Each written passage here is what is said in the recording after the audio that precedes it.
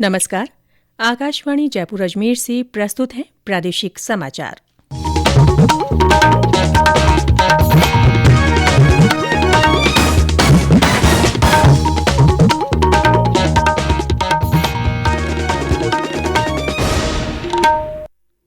मुख्य समाचार। प्रदेश में आज भी कड़ाके की ठंड। सीकर के फतेहपुर शेखावाटी में न्यूनतम तापमान 0 से नीचे दर्ज हुआ। राज्य सरकार के 3 वर्ष का कार्यकाल पूरा होने के उपलक्ष्य में आज से प्रभारी मंत्री जिला स्तरीय कार्यक्रमों की शुरुआत करेंगे। प्रदेश में नए कोरोना संक्रमितों की तुलना में ठीक होने वालों की संख्या दोगुनी रही।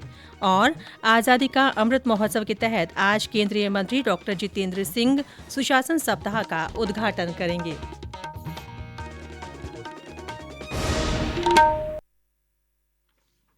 समाचारों के साथ मैं रितिका गुप्ता। देश कोविड-19 के खिलाफ लड़ाई में 150 करोड़ टीकाकरण की उपलब्धि हासिल करने की ओर अग्रसर है। कोरोना के नए वेरिएंट के समाचारों ने चिंता को बढ़ा दिया है।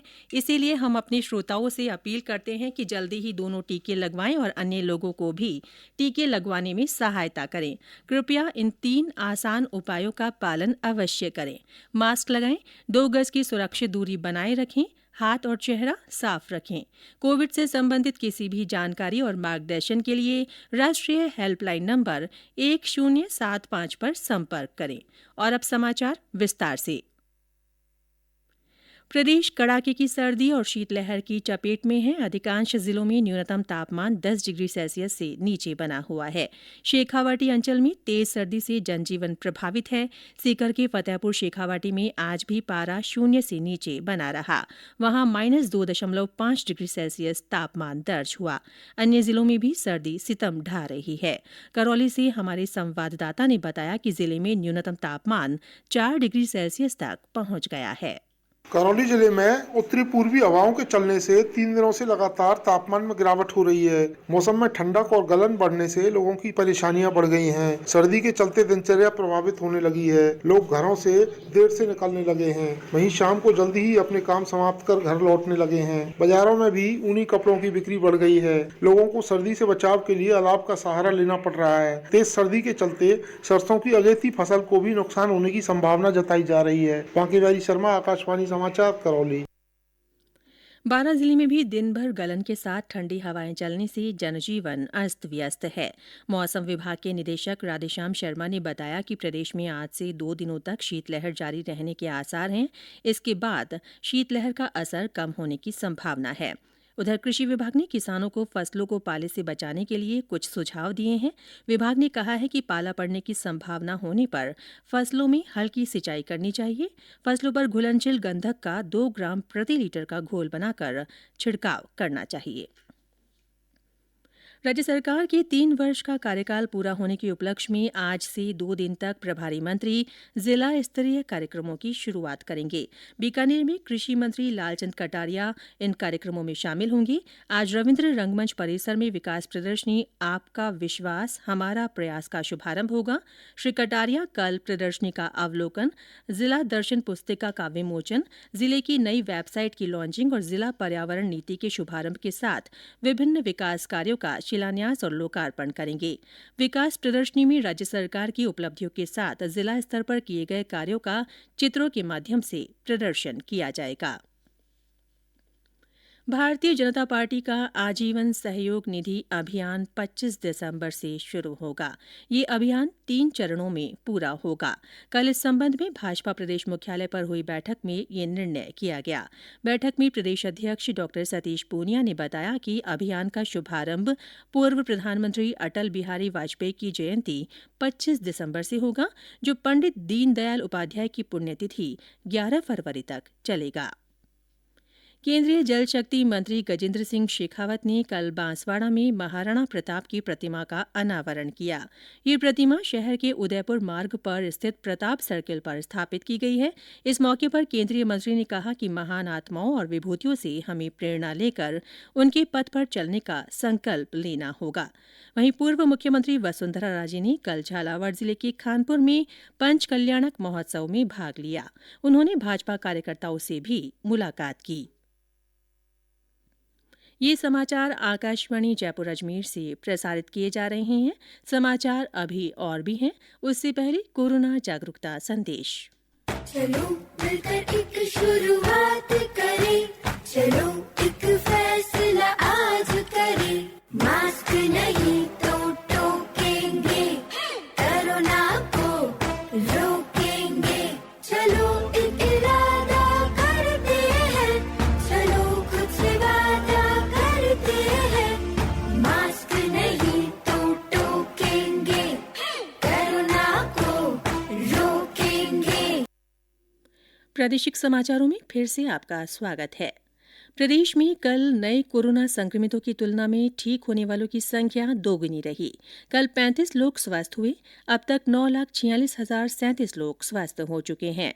स्वास्थ्य विभाग के अनुसार कल संक्रमण के 17 नए मामले सामने आए।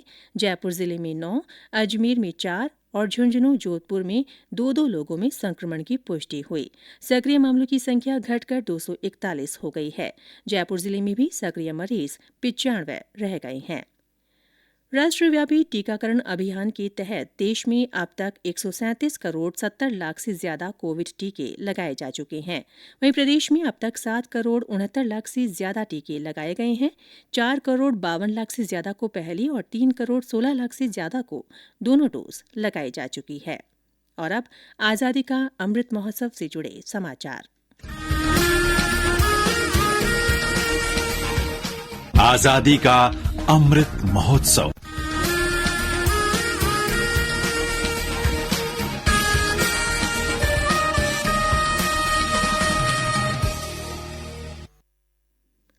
केंद्रीय कार्मिक जन शिकायत और पेंशन राज्य मंत्री डॉक्टर जितेंद्र सिंह आज नई दिल्ली में आजादी का अमृत महोत्सव के तहत सुशासन सप्ताह का उद्घाटन करेंगे।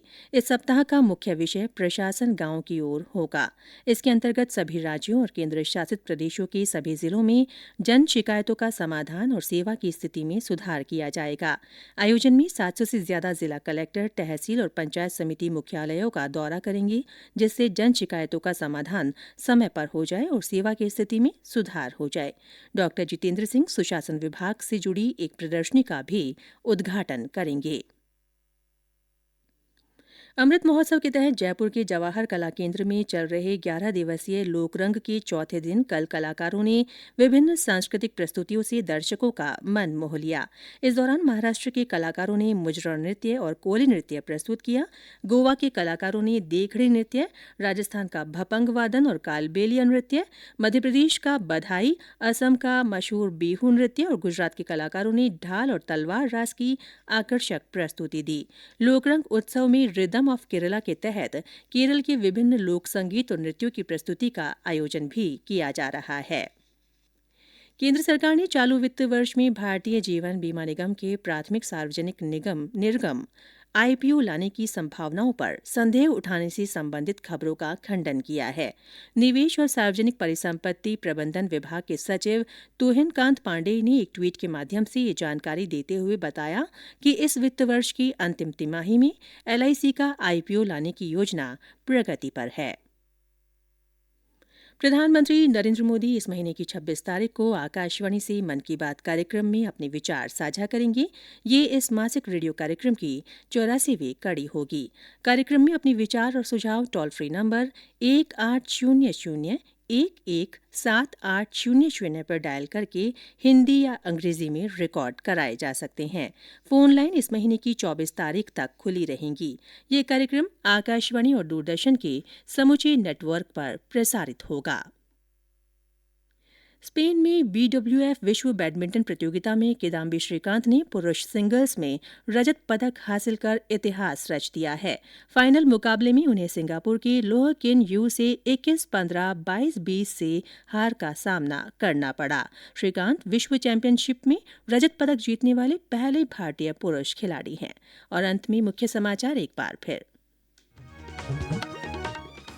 प्रदेश में आज भी कड़ाके की ठंड है। सीकर के फतेहपुर शेखावाटी में न्यूनतम तापमान 0 से नीचे दर्ज हुआ।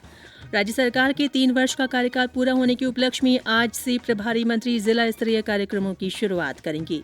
प्रदेश में कल नए कोरोना संक्रमितों की तुलना में ठीक होने वालों की संख्या दोगुनी रही। और आजादी का अमृत महोत्सव के तहत आज केंद्रीय मंत्री डॉक्टर जितेंद्र सिंह सुशासन सप्ताह का उद्घाटन करेंगे। इसी के साथ प्रादेशिक समाचार बुलेटिन समाप्त हुआ। नमस्कार।